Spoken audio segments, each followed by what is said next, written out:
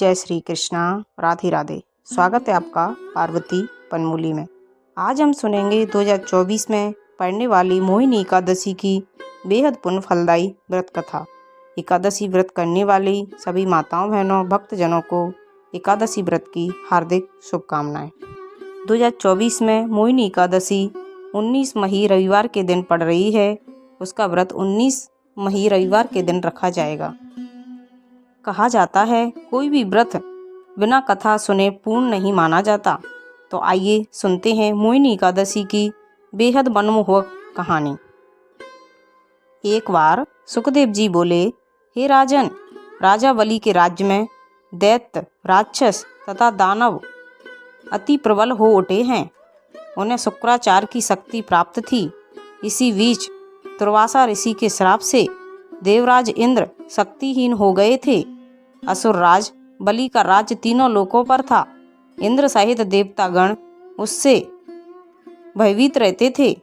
इस स्थिति के निवारण का उपाय केवल वैकुंठनाथ भगवान विष्णु के पास था।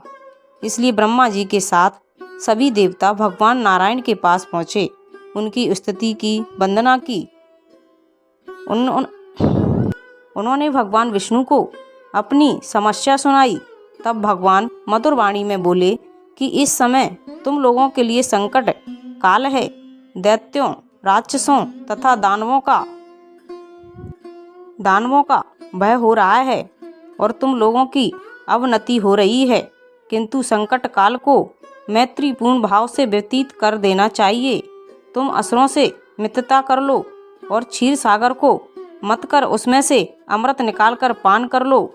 असुरों की सहायता से यह कार्य सुगमता से हो जाएगा।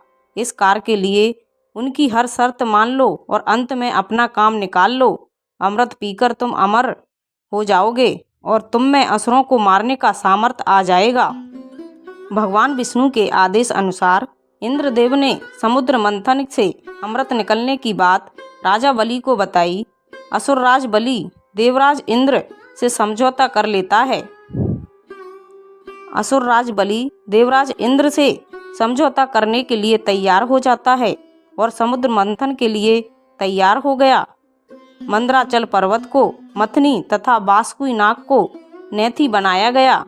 बासुकी के नेत्र से राजपुरोहित का उद्भव हुआ। स्वयं भगवान श्री विष्णु कच्छप अवतार लेकर मंदराचल पर्वत को अपनी पीठ पर रखकर उसका आधार बन गए।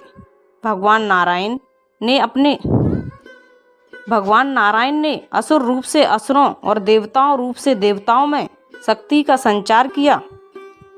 बासुकी नाग को भी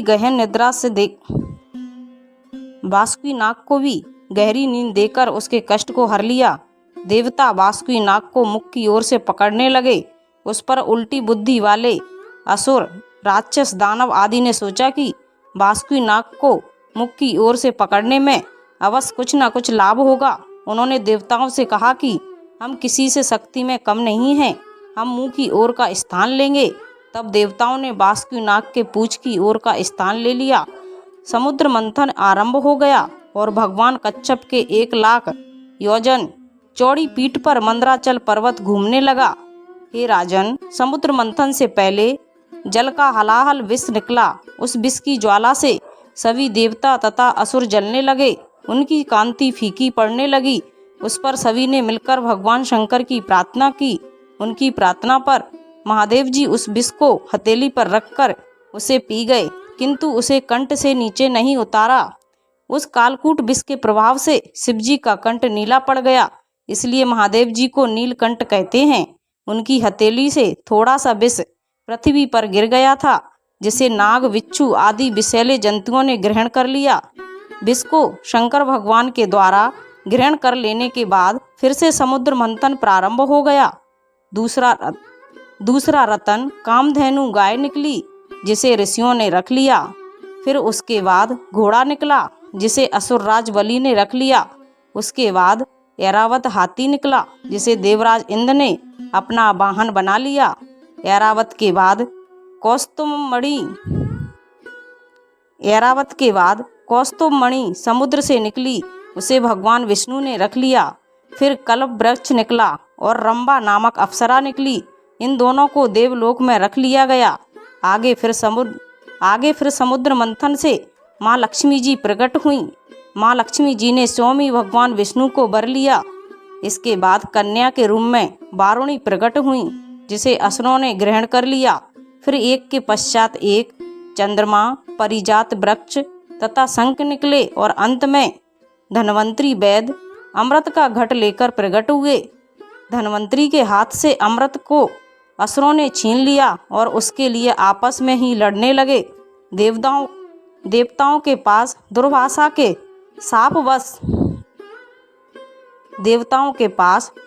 ऋषि के श्रापवश इतनी शक्ति नहीं रही थी कि वे असुरों से लड़कर उस अमृत कलश को छीन सकें। इसलिए वे निराश होकर खड़े हुए थे। उनका आपस में लड़ना देखते रहे।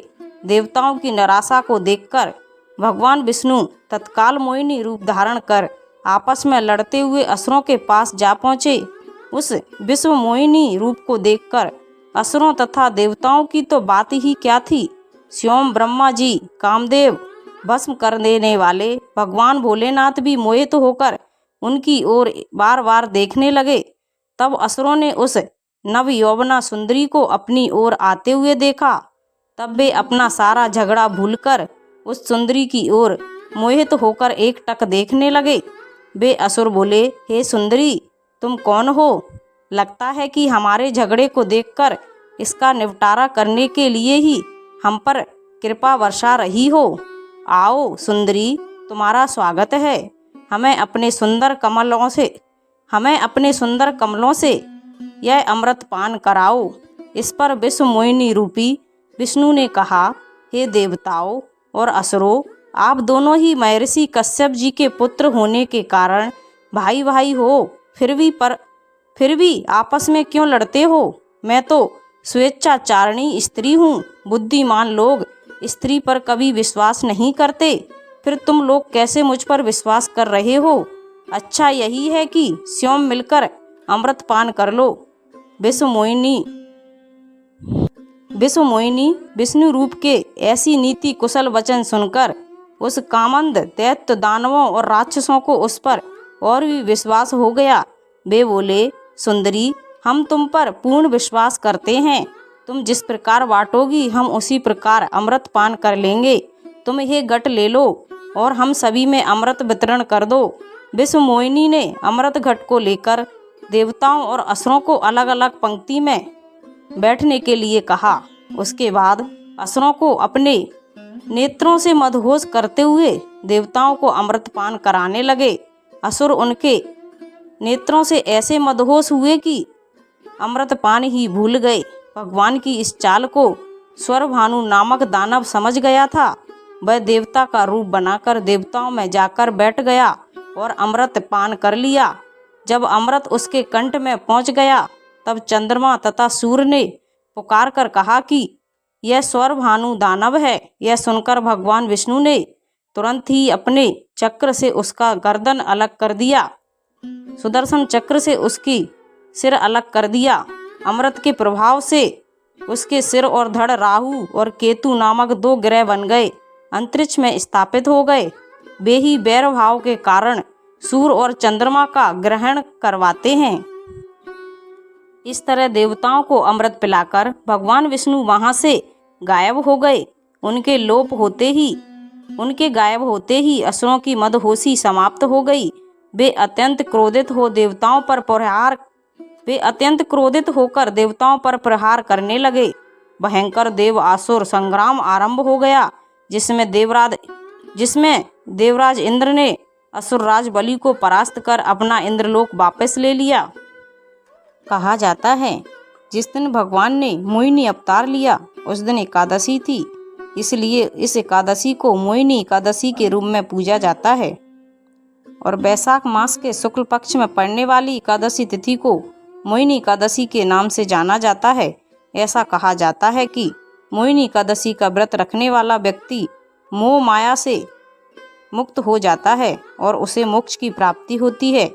माना जाता है कि इस एकादशी का व्रत करने वालों के कई जन्मों के पाप नष्ट हो जाते हैं। एक दूसरी कथा के अनुसार एक भद्रवती नगर सरस्वती नदी के किनारे पर बसा था, जिस पर चंद्रवंशी राजा द्युतिमान राज करता था। उसके राज्य में कई विष्णु भक्त रहते थे, लेकिन उनमें धनपाल नामक एक वैश्य भगवान विष्णु का परम भक्त था। वह परोपकार के कई कार्य करता था और लोगों की मदद करता रहता। उसने नगर के लोगों की सेवा के लिए पानी का प्रबंध किया, राहगीरों के लिए कई पेड़ लगवाए। उसके 5 बेटे थे, जिसका नाम सुमना, सद्बुद्धि, मेधावी, सुकीर्ति और धृष्टबुद्धि था। इनमें से धृष्टबुद्धि पापी, अनाचारी, अधर्मी तथा पाप कर्मों में लगा रहता था। धनपाल उससे बहुत परेशान था और एक दिन तंग आकर धनपाल ने धृष्टबुद्धि को घर से निकाल दिया। बेघर और निर्धन होने पर उसके दोस्तों ने भी उसका साथ छोड़ दिया। उसके पास कुछ भी खाने पीने को नहीं था। वह चोरी करके अपना गुजारा करने लगा। एक बार उसे राजा ने पकड़ लिया, लेकिन धर्मात्मा पिता की संतान होने के कारण छोड़ दिया। लेकिन दूसरी बार पकड़ा गया तो राजा ने उसे जेल में डाल दिया। दूसरी बार चोरी करते हुए पकड़ा गया तो उसे नगर से बाहर कर दिया। लेकिन दूसरी बार पकड़ा गया तो राजा ने लेकिन तीसरी बार चोरी करते हुए पकड़ा गया तो उसे राजा ने नगर से बाहर कर दिया। एक दिन वह भूख प्यास से परेशान होकर इधर उधर घूम रहा था। तभी उसे कौंडिन्य ऋषि के आश्रम दिखा और वहां चला गया। वह बैसाख महीना था।